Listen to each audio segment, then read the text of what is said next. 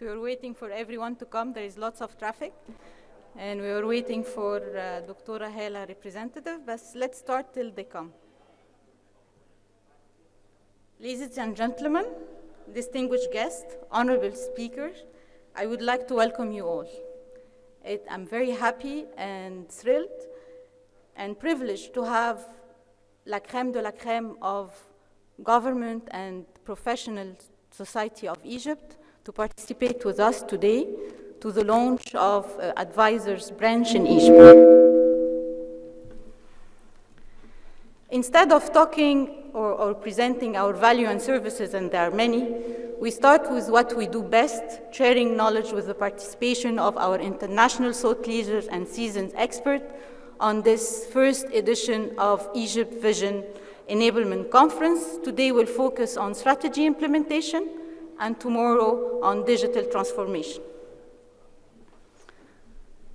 Under the great leadership of His Excellency President Abdel Fattah el-Sisi and his outstanding cabinet, Egypt is moving quickly, actually very rapidly, towards the achieving of its 2030 goals based on the principle of comprehensive sustainable development and balanced regional development to be among the top 30 countries. Why enablement? You've seen on the title of the conference. Because we are practical and pragmatic.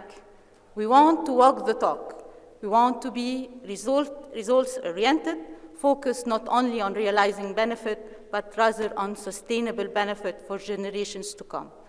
And that's what we see in Egypt right now, in many projects, like El Hayah Al-Karima, like we will be hosting the COP27, and many other things. Enablement means having the ability to implement strategy, and that's why we have with us today Professor Antonio Nieti Rodriguez, the co-founder of Strategy Implementation Institute. He will give us a keynote, he will give us a panel discussion, and then at the end he will do a book signing on his Harvard Business book, Project Management Handbook, and we'll have at the end at 2 o'clock, a very special session for Q&As for everyone that needs more in-depth on how to implement strategy on projects, revolutions, and many other things. He will be open to all your questions and do a Q&A. The program for today is as follows. After the keynote speaks, we'll have a panel, the first panel on strategy implementation, enablement for realizing Vision 2030 that will be moderated by my dear partner, Dr. Saadi. Then we'll have a networking brunch at 11:30. Afterwards, we'll have a seminar on the performing organization. The second seminar will be digital leadership, then the book signing, and then the Q&A. And for those who enrolled in the masterclass of big data, this will be later. Dr. Hala Said is held due to an emergency, and as we're waiting for her representative that may come, and since we are a project management company and we're very agile, we will start with Engineer Mohammed Abdel Karim, representing the Ministry of Trade and Industry, to give us her keynote speak. Engineer Mohammed, تفضل.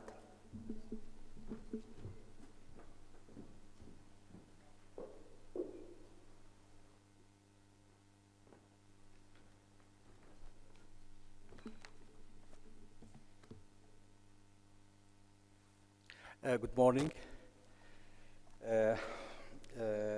On behalf of Dr. Niveen Gamer, the Minister of Trade and Industry, I would like to thank Advisors Company for organizing this conference, which discusses one of the main crucial topics, which is the ability of digital transformation and tools and applications to enable the implementation of Egypt's strategy for sustainable development, Egypt Vision 2030. Ladies and gentlemen, the global industrial sector has witnessed in recent decades a rapid development and terrific transformation from mass production and dependence on labor intensity in production lines and services to the use of artificial intelligence, big data analytics, manufacturing, additive manufacturing, and the many technologies and digital transformation tools in what is now known as the fourth industrial revolution. In this context, political leadership has given a great attention, especially to motivating the various economic sectors to adapt the concept of digital transformation and the fourth industrial revolution by adding the science, technology, and innovation axis as one of the most important axes of the economic growth of Egypt's Sustainable Development Strategy, Vision 2030, which accelerating the adoption, transfer, and localization of modern technologies. In addition, the Ministry of Trade and Industry, in order to achieve the objectives of Egypt Vision 2030, seeks through its several entities as well as the partnerships with international organizations like UNIDO to adapt policies aimed at promoting the localization of such technologies to shift towards industries with high and medium technology component, such as the electric vehicle, electronics, computer industry and manufacturing, and digital machines like CNC machines. We must be well aware that the process of the digital transformation faces many challenges, for most of which is the creation of a comprehensive national mechanism for governmental and societal activities and efforts that support the innovative environment in Egypt, as well as the challenge of the availability financing program for capacity building to support the industrial digital transformation which enable the implementation of the strategy, as well as the readiness of the industrial sector to adapt concept of the industrial revolution. However, we also realize that Egypt has great opportunities and enablers to overcome such challenge, like the following: the emergence of new generation of Egyptian youth and entrepreneurs capable of penetrating foreign market with product and application of the fourth industrial revolution, which is an encouraging sign to reach the desired goal. The obvious shift in global value chain, especially with the global trend towards industrial investment in the African continent, which opens new horizon for Egypt. Also, the industrial community's awareness that the application and tools of digital transformation improve efficiency and raise the quality of product, which has in turn increased the competitiveness of the Egyptian industry. In conclusion, I would like to reiterate my thanks to Advisors Company for organizing such conference, and I am confident that the discussion sessions held over 2 days will certainly produce a set of recommendations and proposals that will enhance the localization of the concept of digital transformation and the fourth industrial revolution to implement our strategy in an effort to achieve the objective of Egypt Vision 2030, emphasizing once again the importance of concerted effort of all parties to maximize the opportunities, overcome challenges, and achieve comprehensive and sustainable development for our beloved country. Thank you.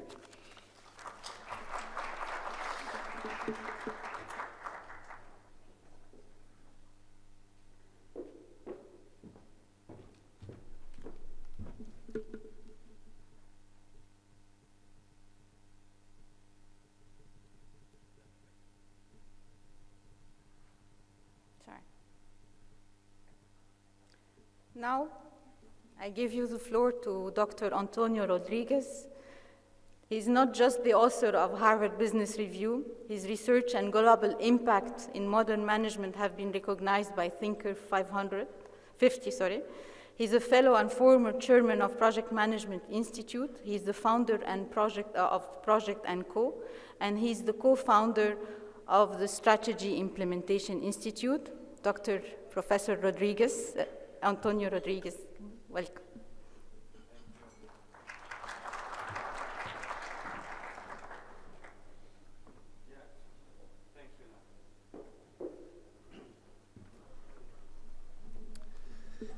Good morning, marhaba.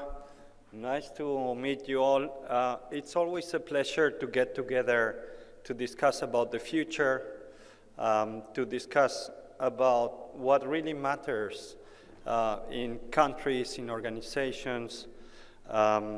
So I was very pleased to be invited here by my friend, Dr. Sadi and Dr. Lamia, to talk about my latest work around strategy implementation and with Harvard Business Review. I have to say that this is the first time I come to Egypt, and I always thought Egypt as one of the founders of project management.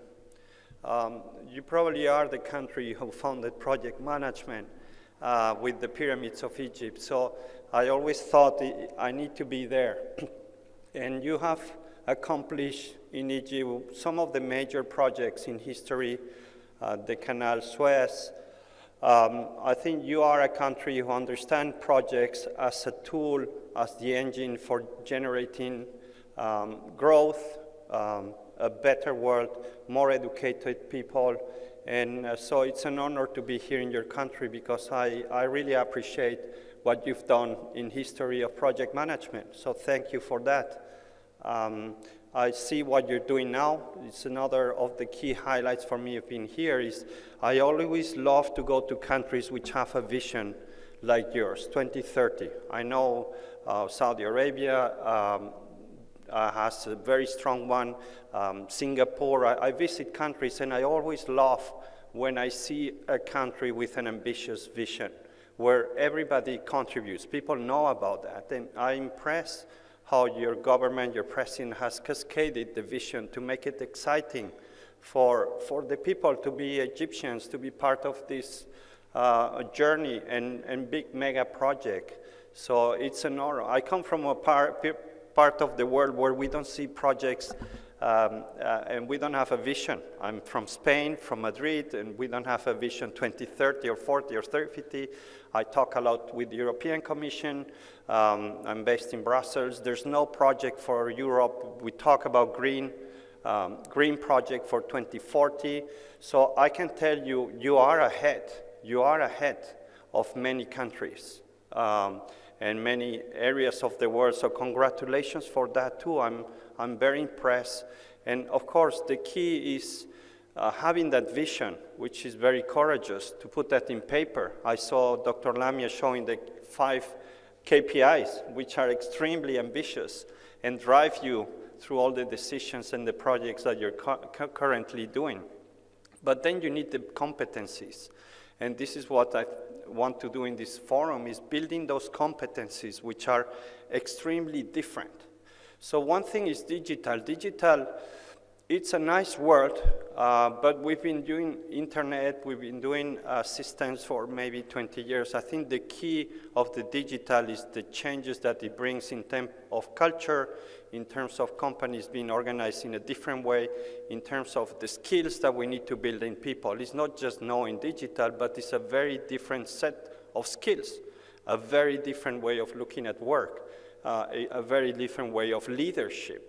One of the things that I work a lot with leaders is we need to reinvent leadership as well. It's a very different way of leadership than in the past, where we were mostly command and control hierarchical structures, and this is very different. We're going to be talking about that throughout today and tomorrow.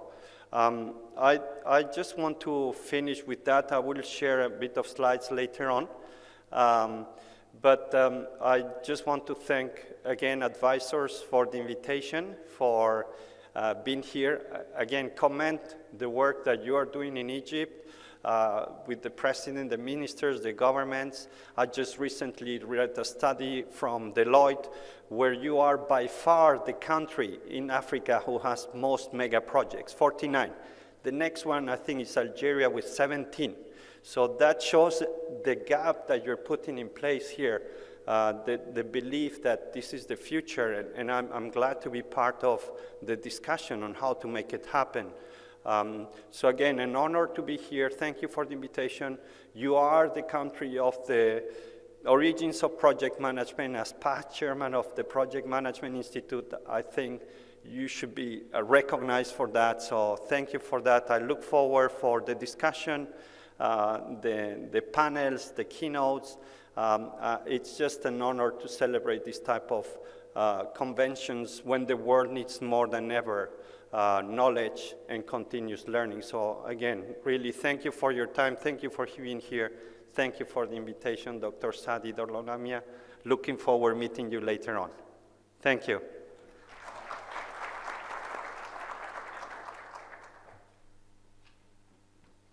And this is exactly what our conference is about, to highlight the most trending strategy, implementation, and digital transformation for Egypt. Just a small highlights of what we have seen yesterday, for those who did not attend yesterday. We had the keynote speaker from the Ministry of Trade and Industry, Ms. Mohammed Abdel Karim, on digital transformation initiative in the trade and commerce industry. We have the keynote from Professor Antonio Nieto Rodriguez, the co-founder of the Strategy Implementation Institute, and his book on the Harvard book. We had a very rich panel and very informative on the strategy implementation challenges, roadmaps for vision realization from the distinguished speakers. Then we had from Jeremy Blaine, what is the performing organizations, how we do it and how it is done, what is needed for the future, the skills, and a lot of question has been raised from the audience. Then Robin Speculum told us about the digital transformation and the digital maturity index. And I will tell you afterwards, but in the afternoon we had Dr. Kebbe on the big data business model canvas. And this also was for the first time done in Egypt. For those who did not register, make sure you register your email so you can get the digital maturity scoring assessment. So every organization can assess where they are in their digital maturity. And from all the comments we got from the audience, the speakers, and I'm gladly to announce that we will have a second edition next year, so stay tuned. And even the vision of 2030 from Egypt enlightened Antonio, and he will write a Harvard article on how Egypt is evolving so fast on its vision. So it gives us great pride that we are leaders in this 2030 vision. Today we'll cover, after the keynotes, the second panel on digital transformation, what are the enablers, moderated by Engineer Hisham Al-Alaili. We'll have the networking brunch, and then afterwards we will go and see the portfolio and benefit management for vision realization by Dr. Saadi. We'll have the Q&A of managing benefit, portfolio management, and vision realization, Q&A session led by Dr. Saadi and Professor Antonio Nieto Rodriguez.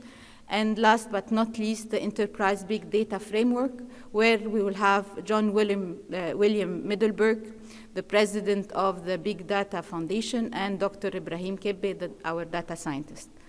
And in the afternoon, for those who are registered, we'll have the second masterclass, which is SOFIA Skills and Competency Framework.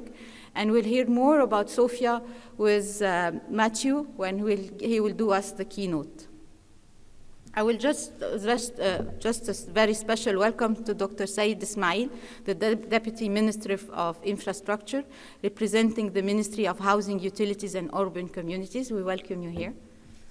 And now, representing the Ministry of Telecommunication, on behalf of His Excellency Dr. Amr Talat, Dr. Khaled Al-Attar.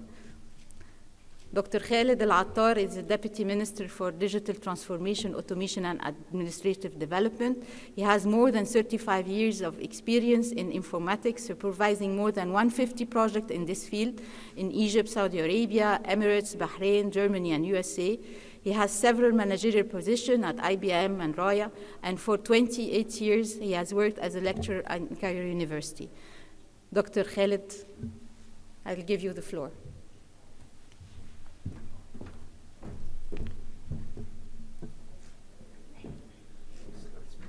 حالاً.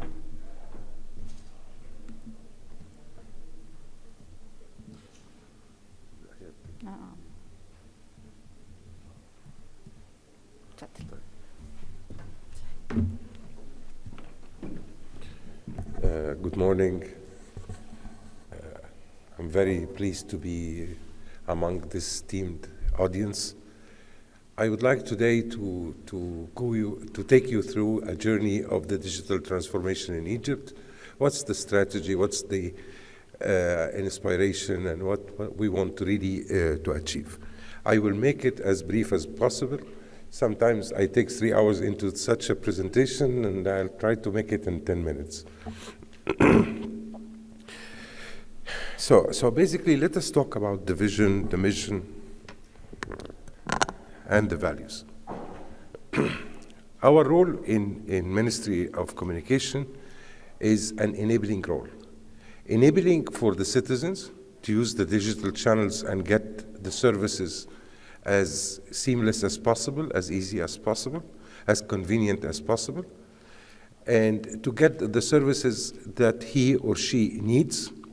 At the time, the citizen doesn't care about how the government is organized, how the services are actually being handled behind the walls, but he wants to get the services done.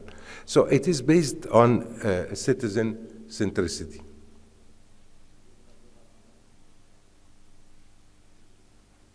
So in order to do that, we have to have what we call it a connected government, or the whole of a government approach.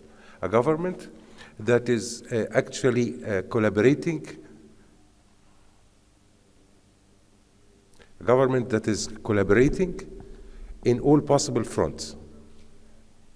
معلش I cannot have a lecture وفي صوت معلش يا جماعة لو سمحتوا.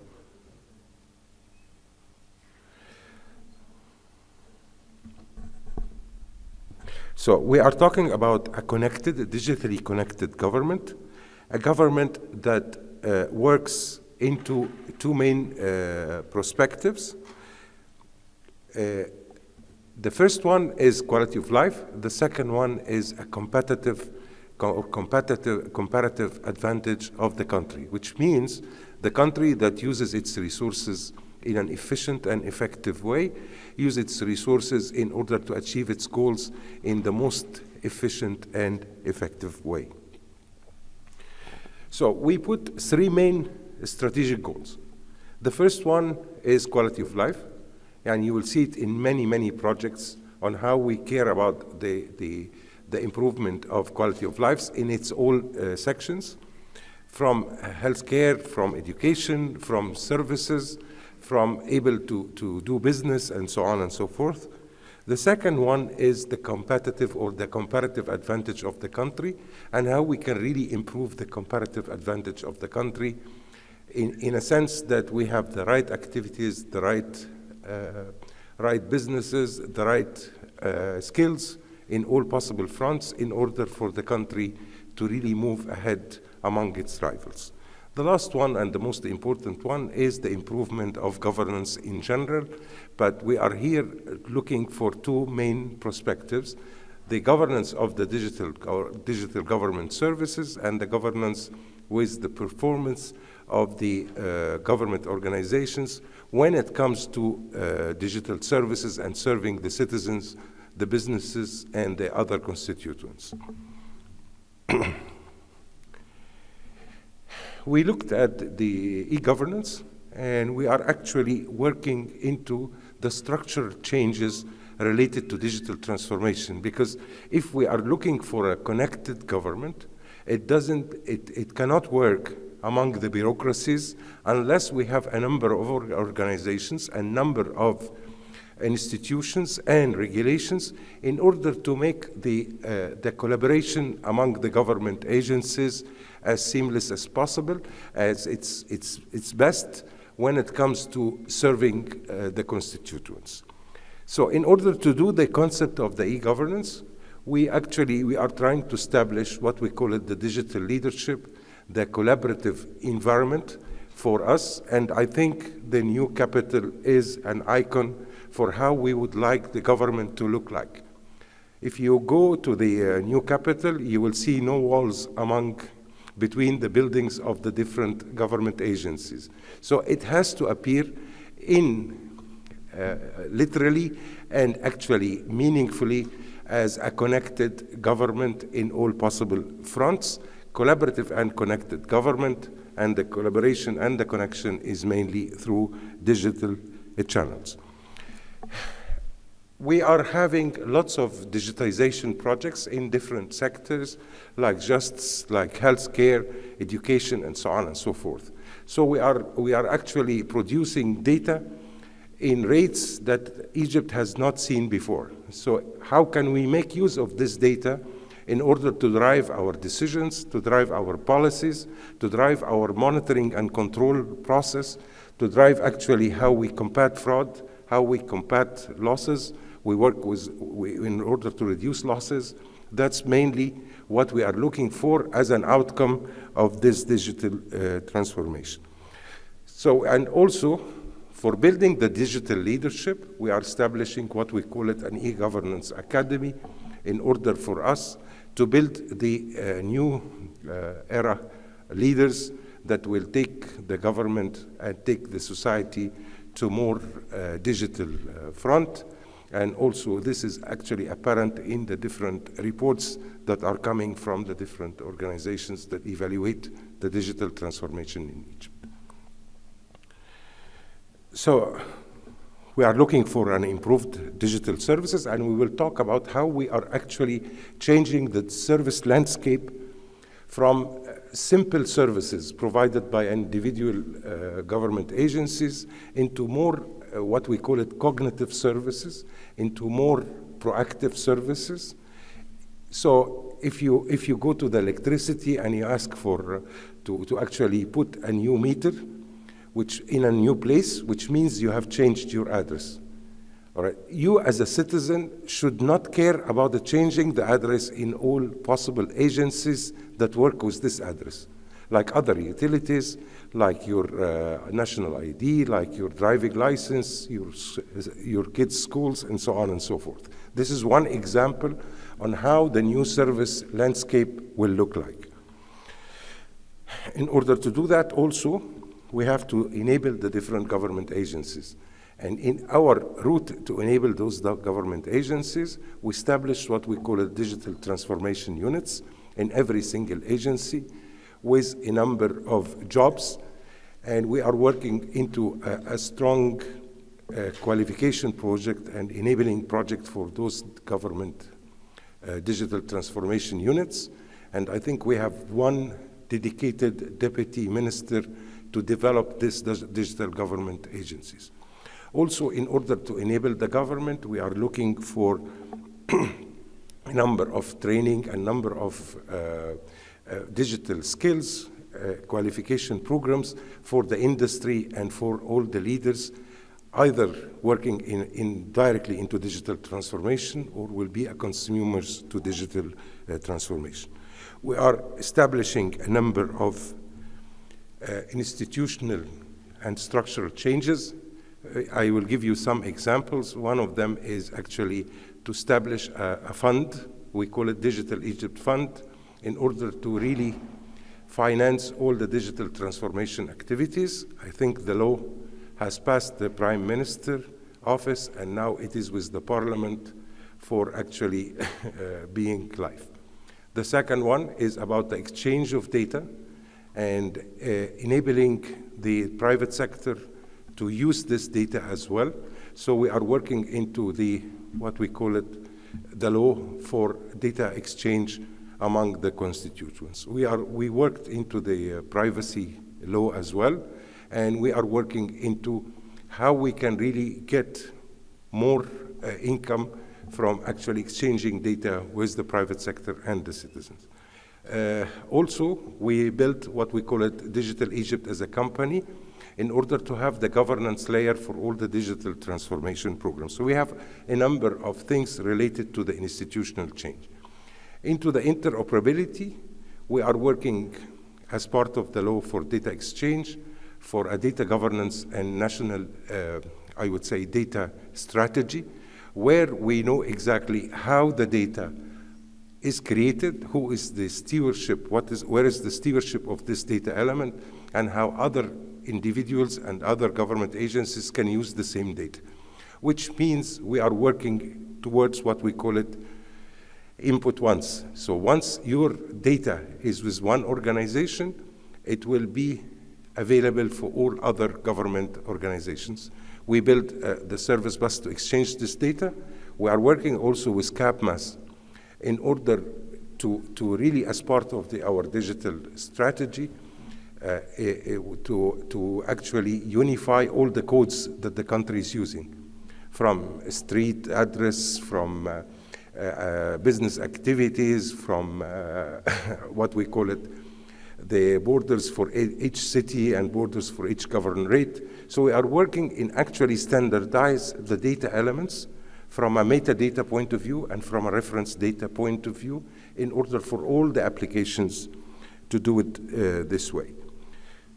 At the same time, we built our national database, a national data warehouse, and we are using it in a number of policies. One of them is the subsidy policy or set of policies. However, we are working also to improve the data quality. So for our policy making or policy management or policy informatics, whatever you call it, you have a good raw material, which is data. So at the same time, I think we have a number of data centers that were established actually over the past 2 years. One of them is in the new capital. And I think it has the capacity of all the 94 government data centers that exist and more, which means we are going into more and more the cloud and the infrastructure that actually allows us to put more applications and more digital enablement tools for the different government agencies. At the same time, we built 2 networks, whereby these 2 networks, 2 fiber networks, all the government agencies, 35,000 buildings will be connected into one, we call it knowledge network, that connects all the government together. We did not stop at that, and we are working with what we call it the platform concept, whereby we are building 7 main platforms. Those 7 main platforms will conclude all the government businesses. I will give you an idea about those platforms in a very quick way. The first one is the data platform. That's actually the repository of data for all the government applications. And this data platform, when we built it with the federation concept. So it does not have to be in one place, but at least could be analyzed anywhere, any place. And this project has been running since 2017. And basically, this project will allow us to get lots of analytics and lots of knowledge about what we do right and what we do wrong and how we can improve. The second one is the service platform. And this service platform, I will give some highlight about it, which is the automation platform and the digital platform that will allow the citizens and the businesses and the NGOs to connect to. So the concept of a platform to have all the participants working within the same application, within the same platform. So it's those participants could be from private sector, could be from public sector, could be citizen, could be a delivery, could be banks, and so on and so forth. So the service platform has underneath is around 14 different platforms. I will go through them one by one. The third platform, which we built it with Ministry of Finance, which is the payment platform. And I think we have a payment platform that is actually working in most of the applications today, including Digital Egypt as the platform. The fourth one is what we call it the modern employee, which is the applications, the 7 or 8 common applications that every government employee will be using, including archive, including email, including collaboration in general, including performance management, and so on. So this is what we do, and it will actually be, the opening will be with the new capital being launched. The fifth one is the GIS platform, or whereby we have the citizen platform, we have the businesses platform, and we have the GIS platform connected together. And this work has been done with Ministry of Planning, with actually the survey authorities and others in order to build one GIS platform where we have the base map and all the layers into it. And this work actually is ongoing, but we managed last week to issue the electricity bill in Port Said for 200,000 units and more with the national ID for the real estate. All right, I can show it to you if you would like. And we have the application that gives you the actually the exact location, not the exact location, actually within the 100 square meter radius. On the other hand, you have this number to be used for every real estate transaction later on. We are working with other governorates in order for us really to have an identifier for all our assets, real estate assets. So the next one is mainly for the state resources. We have lots of resources in Egypt. Our F is one. We have buildings, we have units, we have lands, we have hotels, and so on. So we are trying to build a huge database. We managed also in Port Said, it's around 1 million asset. In Port Said, we entered with all the documents for 100,000, and we are working with others in order to complete the 1 million within next year.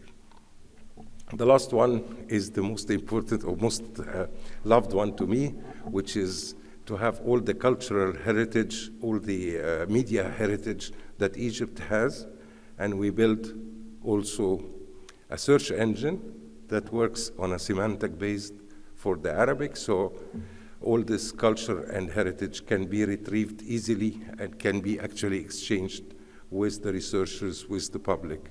So we have the Ahram newspaper since its inception. We have so many books. I think we reached 100,000 titles so far into the platform. So these are the platforms. But from a data and services landscape point of view, we are actually working onto a nationwide digital data policies and nationwide service landscape, and it will be announced shortly on how we would like to change the services that we provide. A number of countries has actually digitized the existing services, and they suffer dearly from the proliferation of these services and the ability of the citizens to really comprehend all these services. So we are trying to move to what we call it lifetime events, type of services for the citizens. We make the services, the digital services, as life needs. So when I have a newborn, when I get married, when I have to establish a company, when I buy a house, when I rent a house, when I start a job, all right, these are the type of services that you will be seeing into Digital Egypt platform very shortly. Hopefully we start with the registration, the real estate registration, and we will try to make it as easy as possible into citizens. So we are moving more and more towards proactive services, the services that we ask you to do, not to wait for you to come and we tell you are late, more cognitive service based on your life situation. And the last one is to make data services for others to make use of those services. In order to do all this, we have to modernize our applications. Our applications that were built actually for 20 years do not actually fit with what we want to do. From a security, from data governance, from exchange, and so on and so forth. So we established a project for the modernization of applications. And this project, I think 30 plus companies will be working into this project, whereby we built the platforms from almost, not from scratch. We take the logic and we revamp the applications to separate the data from, I think I can give you an idea about what are the benefits of this project. Mainly to be able to build complex and compound services, mainly to have systems in front, or what we call it the multi-channel in digital terms, but it's actually KPI driven. So when I'm actually managing a front office, I can see all my front office people. When I'm managing a number of front offices, I can see the performance of all the offices that I am under my jurisdiction, and so on and so forth. So it is a KPI-based interface for the different government agencies. The last one is resilience, because basically the applications that were built today, built with a single instant, built without cloud in mind, and so on. So we are working onto also the resilience. Interoperability is the name of the game. So all those applications should be interoperable. And also to reduce the costs, because we have so many applications that are doing exactly the same thing or very similar things. So we made a complete portfolio assessment for the Egyptian applications in government, and we found them 1,000 applications almost. We can run the government with 30 to 50 applications. So you can imagine the cost reduction, how much it would be. And the last one is actually built for analytics. It is not built, we don't build the data, the applications, and we use the data and repurpose them for analytics. We build the solution based on the analytics in mind. That's to work in hybrid cloud, digital by default or digital by design, that's a change. Governance and standardization, complete process re-engineering, and we look into all the processes for those platforms. And the last one is the rationalization of expenditure. These are the platforms that we are talking about. So we have one platform for social equity. We have one platform for justice, one platform for utilities, and so on and so forth. And actually, we issued the RFP, and we got the response last week. And we'll see a number of multinationals, a number of local companies working into building those platforms. That's the AHMOS, we call it AHMOS project. That's centralization. So we centralize the digital identity. We centralize the payment. We integrate with digital signature and so on and so forth. We integrate with the reservation. So every place you will go by reservation. You will integrate with the document management and so on. That's the common platform. And we are working in this direction based on our collaboration with a project called GovStack. GovStack is 5 countries actually adopting the same, I would say, strategy. Those 5 countries are Egypt, Korea, Germany, Estonia, and India. And basically, Egypt will be the first to realize the GovStack vision. We are working with GIZ, ITU, and World Bank into this vision. That's a bit complex, but let me show you where we can achieve what I just said. If you go to this part of the screen, that's our personalization engine. All right, which means personalization and governance engine. This is what we have built with ACA over the past 4 years. So we have the citizens 360 view, we have the companies 360 view, we have what we call it the personalization engine there in order to give you the cognitive services. We have the RTA, which is a real-time analytics engine, whereby the concept of federation is implemented and realized. It is working as we speak. It is working. That's the government agency's environment. That's the our service bus and connectivity layer. And by the way, today we have over 5 million messages per day between government agencies. That is working. We have the portal, which is Digital Egypt. It will continue, and we will put lots of improvements. We actually shortly giving a mobile app version of it.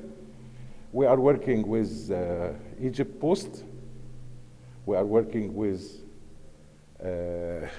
service agencies or service centers, private sector service centers, in order to be the channels for service delivery.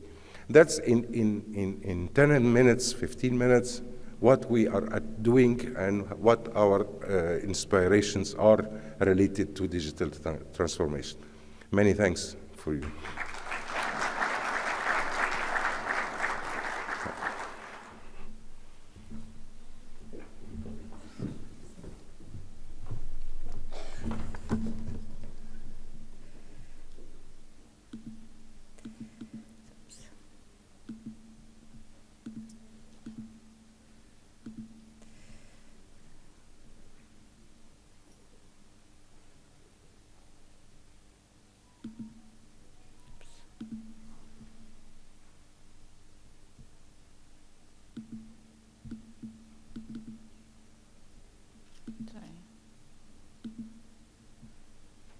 That's quite impressive. Thank you, Dr. Khaled, for enlightening us on the massive work MCIT is doing, Masr al-Raqamiyya, and you've raised so many important things like big data analytics, data security, lots of challenges that MCIT is facing, and you are the motor of digital transformation. Thank you for that. But now let's see what are the skills needed to do all of that, not only in the government sector, but also in the private sector. I will introduce to you now Matthew Burrows, the president of SkillTX, the past president of the Institute of Service Management, the member of SOFIA Council and the Global Design. SOFIA is Skills for Information Age. And he's an international thought leader and accredited consultant and trainer. Matthew?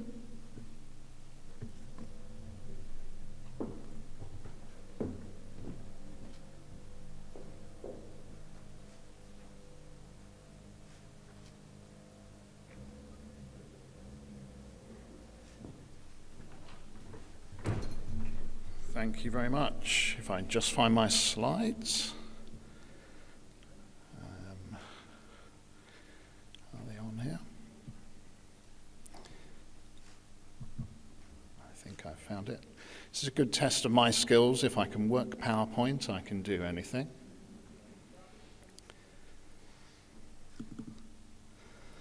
Great, I'm getting there.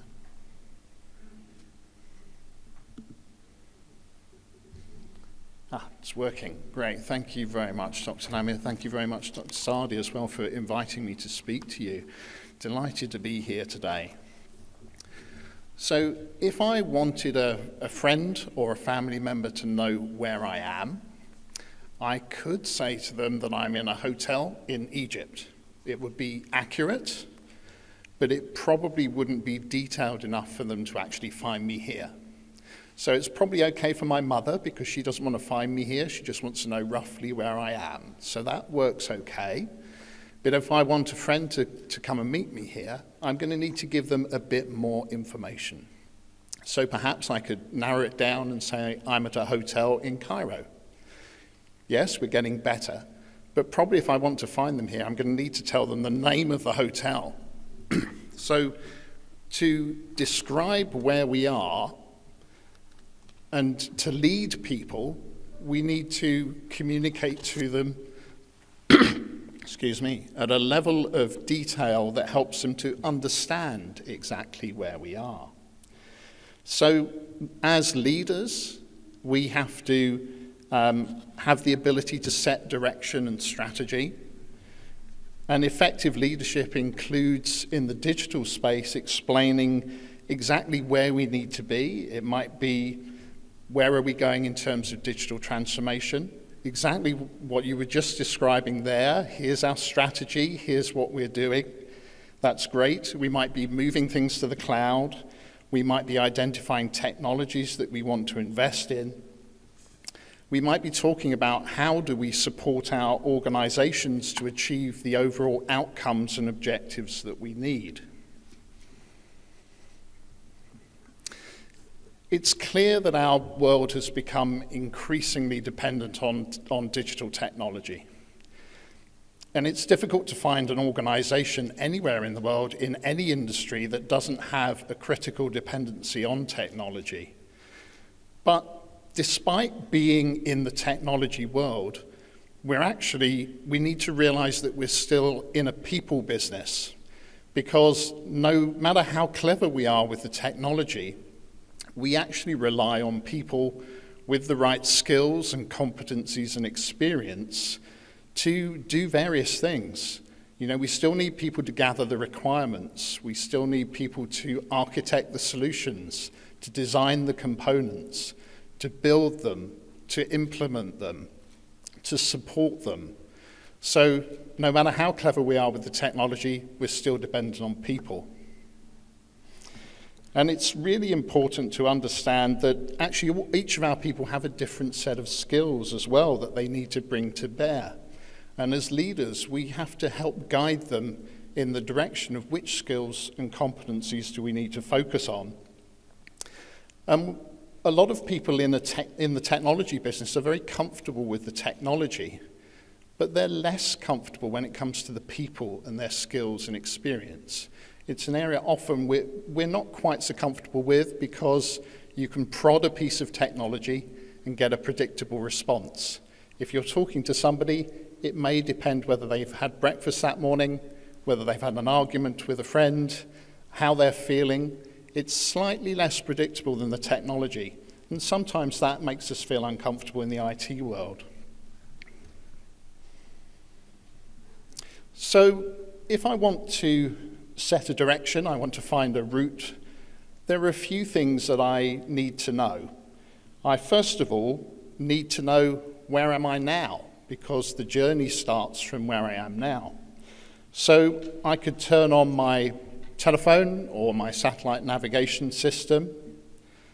I can let it connect to one of the global, or several of the global positioning system satellites that are floating around the world.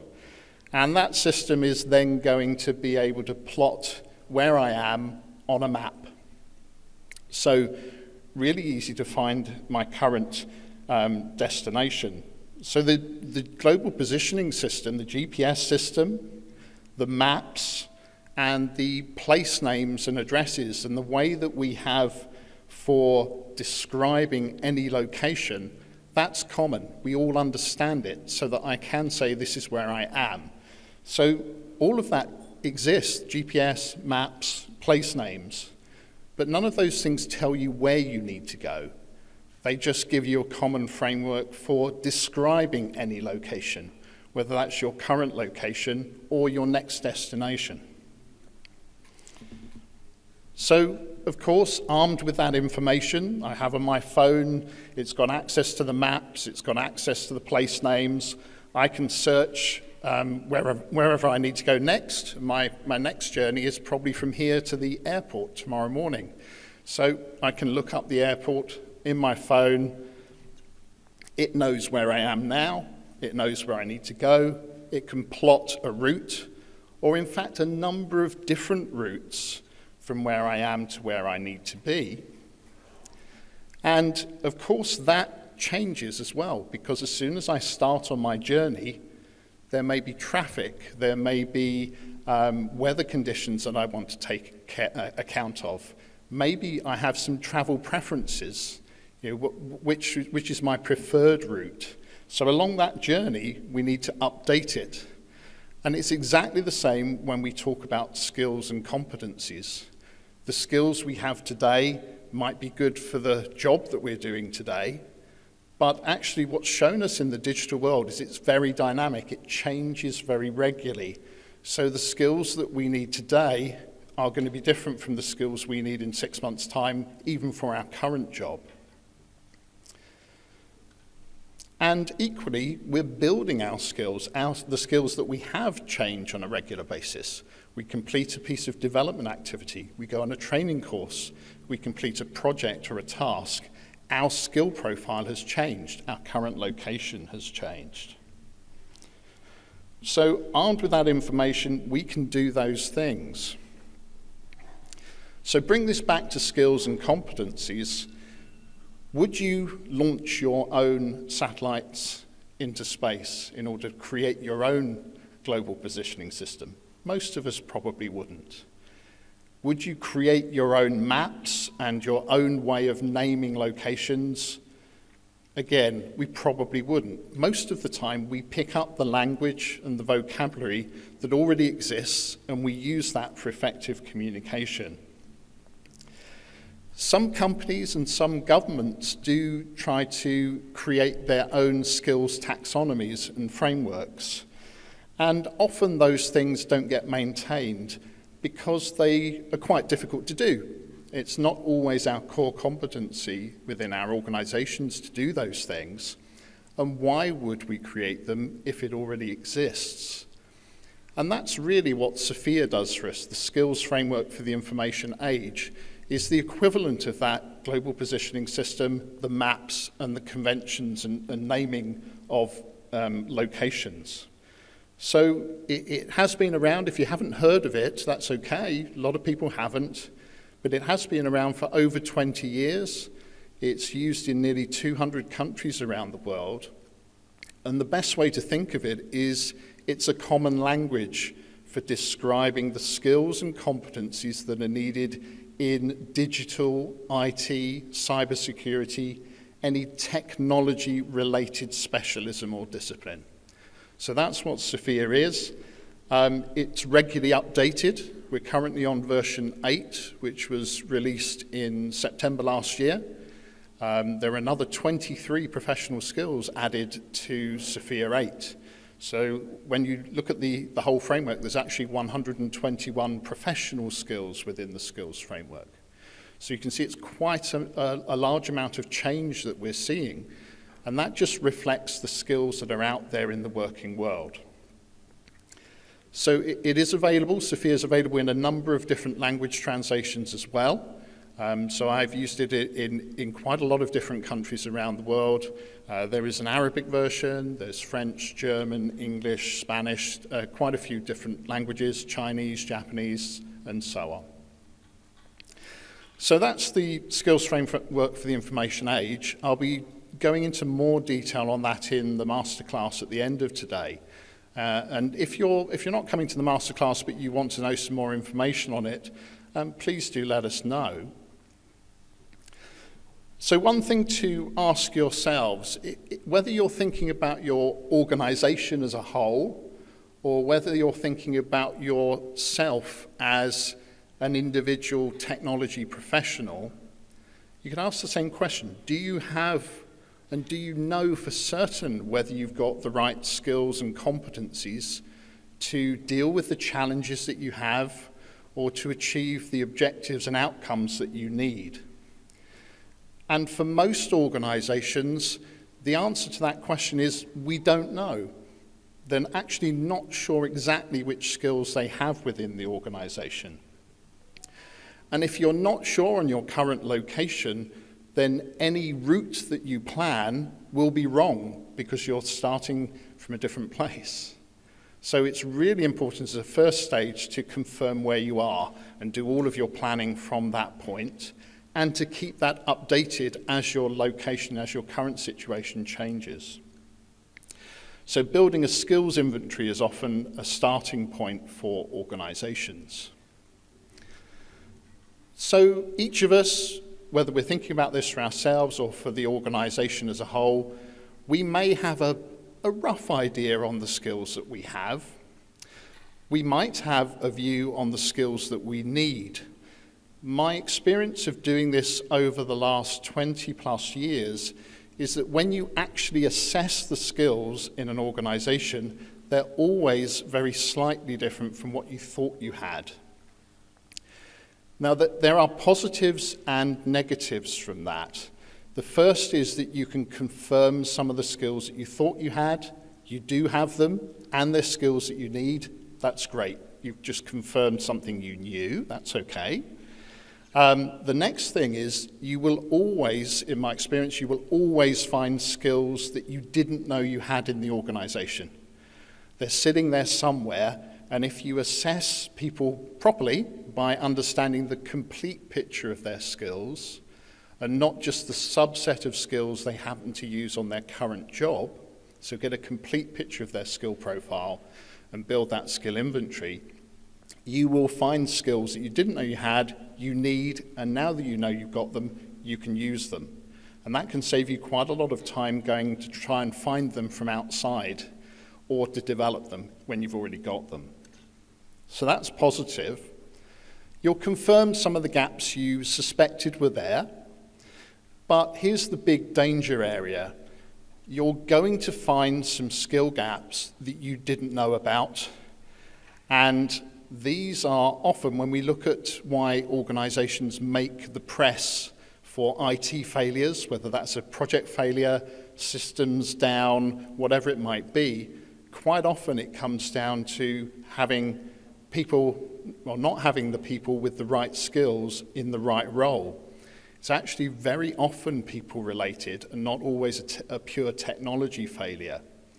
So my view is it's better to find out where those gaps are early rather than finding out the hard way when something breaks. Because if you know about them in advance, you can do something about them. You can start to prioritize and close those critical gaps and avoid some of those issues. If you do this right, if you build the skill inventory by getting a complete picture of all of your people's skills, you will find some skills that you're not yet using. You don't necessarily need them today, but they might be the skills that you need in a month's time, 6 months' time, a year's time. Gartner recently said that the skill requirements for a job or role change at least 10% each year. So this is a rapidly changing picture. So to try and keep it simple, think about it as those two data sets. What skills do we have? What skills do we need? Recognize that both of those things are changing quite rapidly, so you need an easy way of keeping them up to date. When people develop new skills, they need to update their skill profile, so you've always got an up-to-date picture of your skills. When your skill requirements change, again, you want to change those. Jobs and roles will be part of it, but your skill requirements will also include what do I need for that project that we're starting next month? What skills do I need for that task in the agile sprint that's starting next Thursday? So there are different views of what skills you need. So you need to make it easy for keeping those up to date. So I think I've hit the time that I was allowed. So my last recommendation to you, we have a digital skills management maturity assessment, which is free to do. It usually takes about 10 minutes to do. So I've included the QR code on here as well as the URL. So for any of you that are thinking about next direction in terms of your digital skills and competencies, I'd recommend taking 10 minutes to do this, answer the questions online, and you'll then get a report explaining to you a bit more about Sophia, explaining some of the strengths and weaknesses, the opportunities and threats, and giving you some guidance on next steps for adopting the Sophia framework and using that for your advantage. So with that, I'd like to finish and thank you very much for your time.